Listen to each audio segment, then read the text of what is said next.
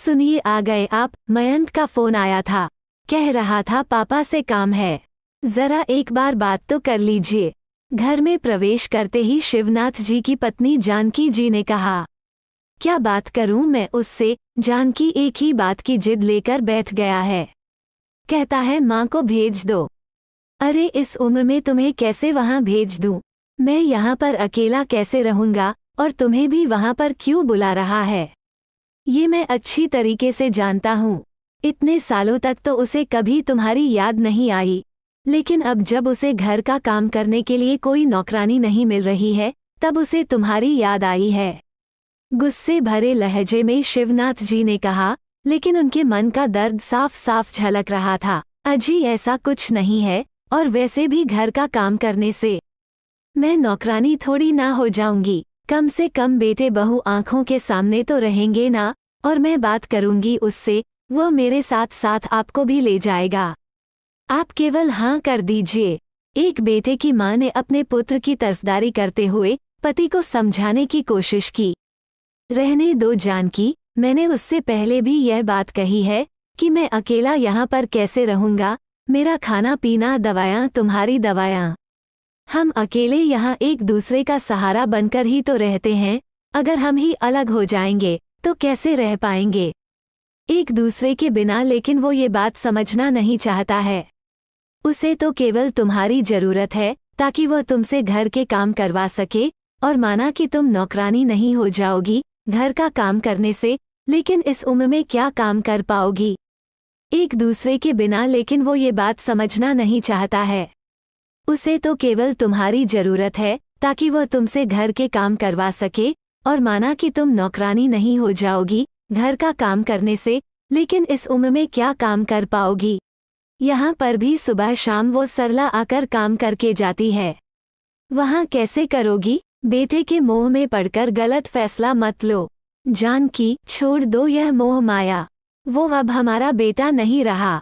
कहते कहते शिवनाथ जी की आंखें भीग गई थी, क्योंकि शायद गुस्सा दिल के दर्द पर भारी पड़ गया था। अपने आंसुओं को छिपाने के लिए शिवनाथ जी चुपचाप छत पर चले गए और डूब गए उन यादों में जो शुरू हुई थी उन तमाम मन्नतों और दुआओं से, जिसकी बदौलत उन्हें मयंक जैसा बेटा मिला था। शादी के 5 साल बाद मंदिरों पर माथा टेकने और ना जाने कितनी मन्नत के बाद मयंक का जन्म हुआ था।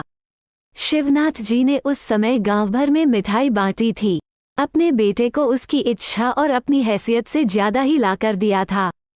उसका हर सपना उन्होंने पूरा किया था, और मयंक भी यह बात जानता था। इसीलिए हमेशा कहता था कि पापा मैं पढ़ लिख कर एक दिन बहुत बड़ा आदमी बनूंगा, आपको और माँ को बहुत सारी खुशियाँ दूंगा। लेकिन अफसोस कि वो एक सपना ही रह गया। पढ़ लिखकर बड़ा आदमी बन गया, बड़ा सरकारी ऑफिसर जिसके पास सब कुछ था, लेकिन बस पोस्टिंग अक्सर गांव से दूर किसी अलग ही शहर में मिलती थी, जहां वो केवल अपनी पत्नी और बच्चों के साथ ही रहता था। सारी सुख सुविधाएं, ऐशो आराम, शहर का वातावरण, अब इन सब की मयंक को आदत लग गई थी। माता पिता धीरे धीरे उसे मुसीबत लगने लगे थे। शुरुआती समय में कभी कभी मिलने आता था, बच्चों को भी लेकर आता था, फिर धीरे धीरे आना बंद कर दिया। अब जब उसकी पोस्टिंग एक ऐसे शहर में हुई है जहां पर नौकरों का मिलना मुश्किल हो गया है, तो उसे जरूरत पड़ रही है एक ऐसे इंसान की जो उसके घर के काम कर सके। क्योंकि उसकी पत्नी तो शुरू से ही ऐशो आराम में रही हुई है, वो कहाँ घरेलू कार्यों में हाथ डालने लगी। बस इसीलिए वो बार बार फोन करके अपनी माँ को अपने पास बुलाना चाहता है। हालांकि शिवनाथ जी ने भी यह आस लगाए रखी थी कि जब मयंक की पोस्टिंग उनकी गांव के आसपास किसी शहर में हो जाएगी तो वो उन दोनों को अपने पास जरूर बुलाएगा, लेकिन नहीं जानते थे कि मयंक तो केवल अपनी माँ को बुलाना चाहता है, वह भी जब उसे जरूरत पड़ी थी। वरना तो उसके लिए माता पिता का होना और ना होना एक बराबर था। वहीं जानकी जी बार बार पुत्र मोह में पड़कर वहां पर जाने के लिए कह रही थी, लेकिन शिवनाथ जी अपने आत्मसम्मान से समझौता करके बिना बुलाए अपने बेटे के घर पर नहीं जाना चाहते थे। और वह भी एक नौकर के रूप में तो बिल्कुल नहीं, वह पिता है और उसी सम्मान के साथ अपने बेटे के घर जाना चाहते थे, अन्यथा नहीं। लेकिन शायद कहीं ना कहीं पिता का दिल भी यह बात साफ साफ कहने से घबरा रहा था।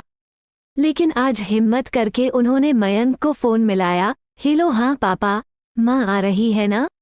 आप बताओ कब की टिकट बनानी है, या फिर कहो तो मैं लेने आऊं, क्योंकि इस समय तुम्हें तुम्हारी माँ की नहीं बल्कि नौकरानी की ज़रूरत है।